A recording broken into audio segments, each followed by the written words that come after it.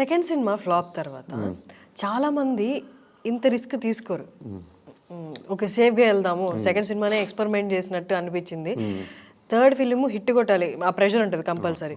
So safe line తీసుకుందామా, ఏది పెడితే మనకి కొన్ని సినిమా కొన్ని ఉంటాయి కదా, ఇవి పెడితే గ్యారంటీడ్ హిట్ అని కొన్ని ఉంటాయి, అటువైపు అసలు ఆలోచించలేదు? లేదంటే నేను మీరు అన్నది కరెక్టే. నాకు మహాసముద్రం ఆడకపోయేసరికి నేను నెక్స్ట్ మంగళవారం చేస్తున్న ఇది స్టోరీ అని చెప్పి కొలీగ్స్ కానివ్వండి, నా ఫ్రెండ్స్కి, ఇండస్ట్రీలో ఉన్న వాళ్ళకి చెబుతుంటే వాళ్ళు నీకేంటి పిచ్చెక్కిందా, మహాసముద్రం అది అనుకున్నంత రీచ్ అవ్వలేదు కదా, మళ్ళీ ఎందుకు ఎక్స్పెరిమెంట్లు, ఎందుకు అందులో ఎక్స్పెరిమెంట్లు ఏంటిది, ఇప్పుడు దాకా ఎవడు ట్రై చేయలేని షాకింగ్ పాయింట్లు ఇవి, నువ్వు కొంచెం కమర్షియల్గా వెళ్ళొచ్చు కదా, హీరోలు కూడా రెడీగా ఉన్నారు కదా ఒకళ్ళిద్దరు నీతో చేయడానికి, వాళ్ళతో కమర్షియల్ చేయొచ్చు కదా వెళ్ళి అని.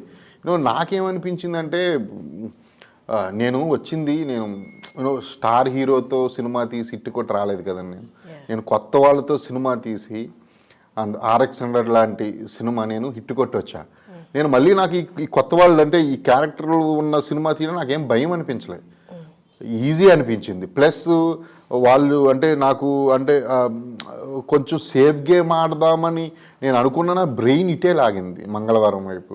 నేను వేరే దాని మీద కూర్చోలేకపోయాను, నేను మంగళవారం థాట్సే వచ్చేవి.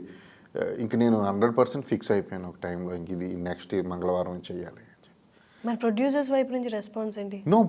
ఫస్ట్ వెంటనే ప్రొడ్యూసర్ యాక్చువల్ నేనే ప్రొడక్షన్ ఫస్ట్ నేనే ప్రొడ్యూస్ చేసుకుందాం, నాకు ఎప్పటి నుంచో ప్రొడక్షన్ హౌస్ కూడా ఓపెన్ చేయాలని. అది చేసుకుందాం అనుకున్న టైంలో మా బ్రదర్ సురేశ్వరం గారు వాళ్ళు, మేము కూడా చేద్దాం అనుకుంటున్నాం అజయ్, స్వాతి గారు, అది అంటే చెబుతావా అంటే ఇది కొంచెం contemporary story, out of the box story, మంగళవారం రెగ్యులర్ కమర్షియల్ స్టోరీ కాదు అంటే, లేదు ఒకసారి చెప్పు అని అనడం, స్వాతి గారికి చెప్పడం, ఆవిడకి విపరీతంగా నచ్చి, సో ఇంకా ఈ ముద్రా మీడియా వర్క్స్ బ్యానర్ మీద మాది కూడా కొలాబరేట్ అయ్యి క్రియేటివ్ వర్క్స్ బ్యానర్, సో ఇద్దరం కలిసి ప్రొడ్యూస్ చేస్తాం.